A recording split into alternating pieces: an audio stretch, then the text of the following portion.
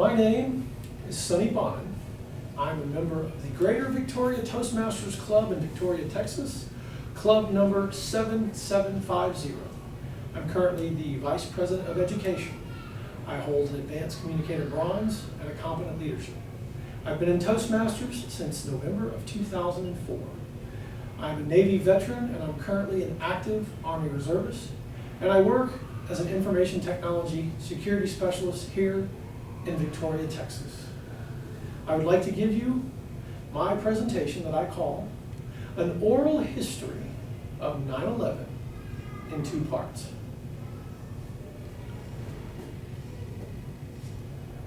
I was born on December 23rd, 1970. My brother was born on July 19, 1971. People called us twins. Actually, we were towers. Being the older and taller sibling, I was 6 feet taller than my brother. I took great pride in our job and in our status as icons.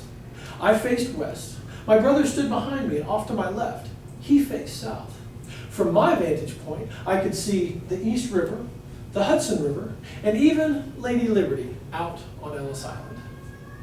My brother and I, being twins, we each had 110 floors. Each floor covered an acre. Our skin was composed of 21,800 windows each. We each had almost 100 elevators. I really liked my elevators. They were very good at getting my people wherever they needed to go smoothly. My brother and I could help almost 25,000 people at a time each. I loved my people. The noise they made, the way they warmed my offices. Oh, good people, all of them. Day after day, month after month, I watched my people come and go. I even missed them when they took the 2 and sometimes 3 days off. My brother and I, we had thousands of clocks inside of us, so we always knew what time it was. I loved being so tall, I even swayed in the wind. I came to enjoy the constant breezes on my face. At 1,368 feet tall, I could see the boats and the planes going to and from my city. Even though I never ate one, I loved being in the Big Apple. It was a Tuesday, a normal day to start off at least. After 30 years of watching people come and go, the boats and ferries and planes going to and fro, there's a pattern and comfort in the daily bustle. Traffic was normal that day, the weather was better than average, and the planes came and went as usual, or so I thought. I saw it out of the north. A plane was headed toward New York. Well, that's not unusual. They do that all the time. But I noticed this plane, when it started to climb down from the height where the planes normally fly, and in about 10 minutes, suddenly I realized this plane was flying straight at me. 8:46 a.m. Eastern Standard Time. I watched a passenger plane slam into my north side and hit me in the neck. The collision rocked me to my feet. The impact and the resulting explosion destroyed my elevators and my stairwells, trapping my people in my highest floors, above 94. I was shocked. I was confused. I had never been hurt like this before. Someone did blow up my foot in 1993, but that was different. The pain was tolerable, but it was wrong. My spine started to itch. The jet fuel was burning, and it was spreading, setting my core and my elevators aflame. And there was little I could do about it. I resolved to stand tall and hold my head up. I could see the smoke was billowing out behind me toward my brother, and there was noise. Oh, my people were scared and confused, just like I was. But there were some voices among them who were calm, who were leading my people down and away. And that's when I saw them. The helpers, the brave men and women in the red and the white vehicles, they came rushing in by the dozens, and they were trying. And they were succeeding in getting my people to safety. But I was concerned. These helpers had no way of knowing how badly I was hurt. I couldn't help but see the second plane. It too came out of the north like the one that hit me and started to climb down. In about 10 minutes, it passed out in front of me off to the west. And as it circled, I stared in unblinking horror. 9:03 a.m. Eastern Standard Time. I watched a passenger plane bank and strike my brother, hitting him in the chest. I saw the impact, I felt the explosion, and as I saw him shake and the smoke started to pour from his skin, I realized the truth. This plane had hit my brother in his heart. Reality and chaos combined. 2 passenger planes striking the Twin Towers in under 20 minutes apart. Something was dreadfully wrong. My people and the helpers were frantic now, as you can imagine. But I'm more worried about my brother. He's been gravely wounded. As I saw him shake, and as I watched as more and more smoke erupted from more and more of his windows, suddenly everything changed. 9:59 a.m. Eastern Standard Time. 56 minutes. I saw my brother's body shake. I saw his torso collapse. And then, in 9 seconds that seemed to last for an eternity, my brother died, collapsed straight down, buckling under the weight of his weary head and his destroyed spine. As I stood and looked down through the smoke at where my brother lay crumpled, this was the moment that I understood fear. I didn't want to die. I tried to muster all the strength and all the fortitude I had left in me to give my people and the helpers more time to get away. 10:28 a.m. Eastern Standard Time, 102 minutes. My neck was crushed, my spine incinerated. Those beloved elevators were gone. Just like my brother, I too died, and in 11 seconds, collapsed straight down, sliding to my fate and into memory. I was the North Tower of the World Trade Center in New York City. I perished on September 11, 2001. 1,355 of my people died with me. 630 died with my brother.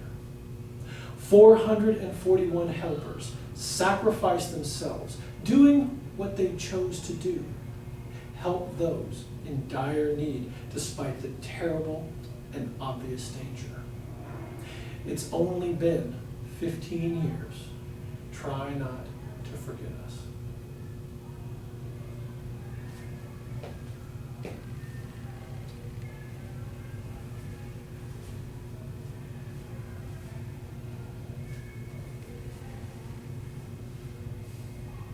I was born on August 31st, 2012. I was to be as tall as my cousins. Actually, I was to be as tall as my cousin in North Tower, 1,368 feet tall. But it was determined I needed more. So they installed a 408-foot spire on top of me. I wear it like a top hat.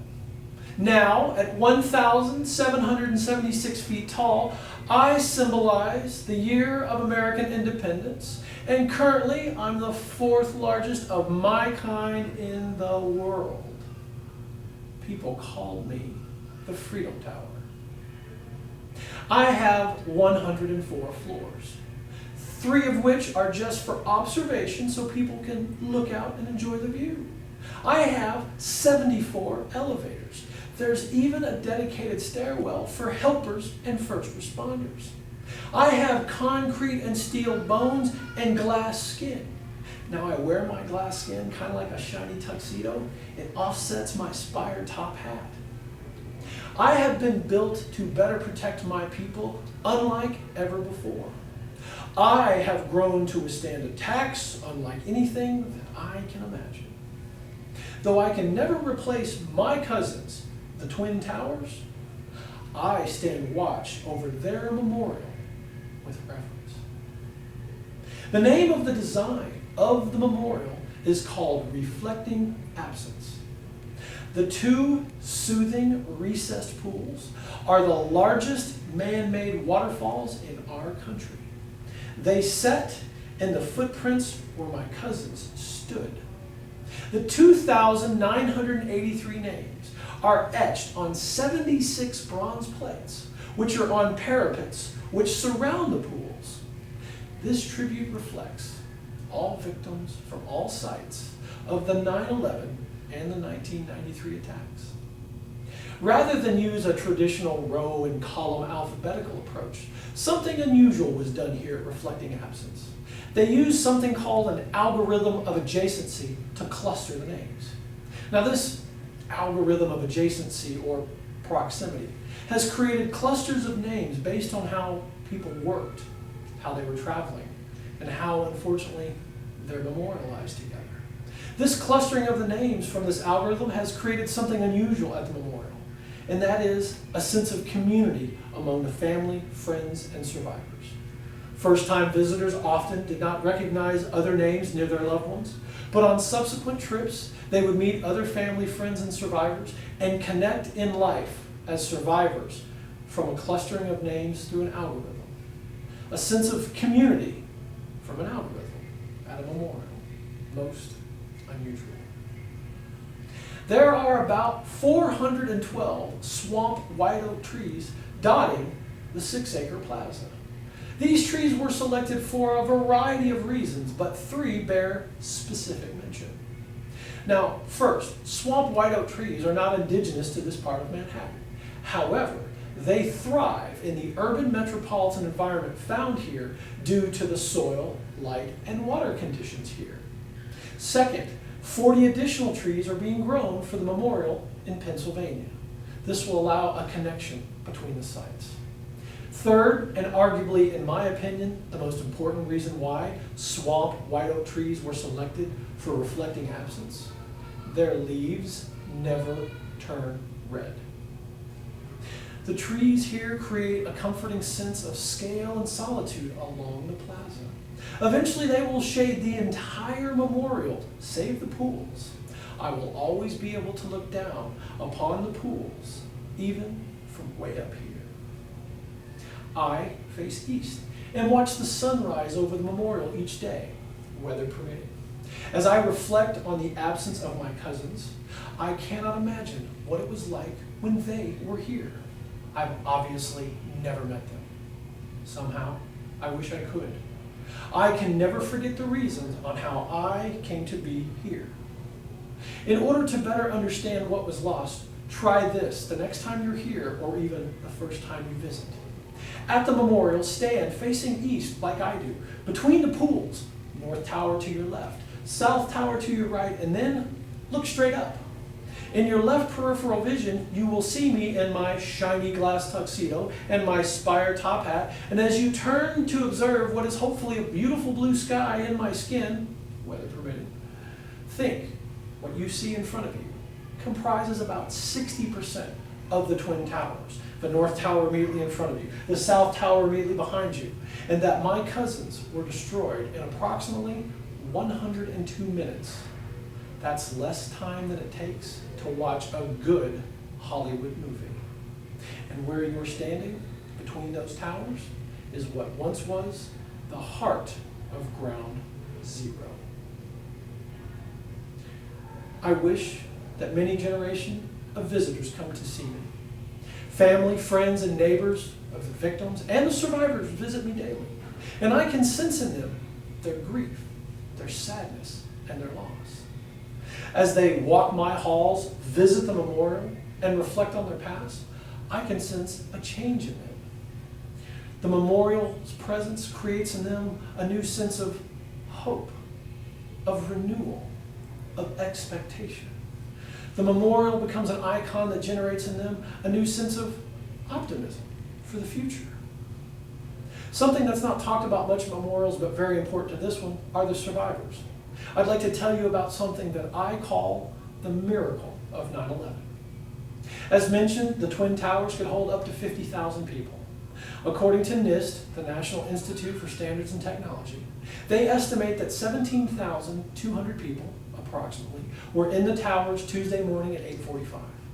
Of the number memorialized here, 2,983, it's estimated that approximately 2,150 perished with my cousins. That represents about 12.5% of all possible victims. Put simply, the miracle of 9/11 is, of all possible victims in the North and South Tower at the World Trade Center, 87.5% survived the day. 87.5% survived. I am One World Trade Center in New York City. I stand in honor and memory of those who perished with my cousins before me. I do not know what the future holds for me, but I know I am a symbol. Each day that passes impresses me with the perseverance of the good people of my city. They will never forget that day, and neither can I. We ask that you do a few things for us. Pause as needed and reflect. Visit us if you can. Honor those who were sacrificed. Remember our history, and always look toward a brighter tomorrow. One last thought from one friend to another. When we remember and learn from our past, there will be a better and wiser future ahead for all of us.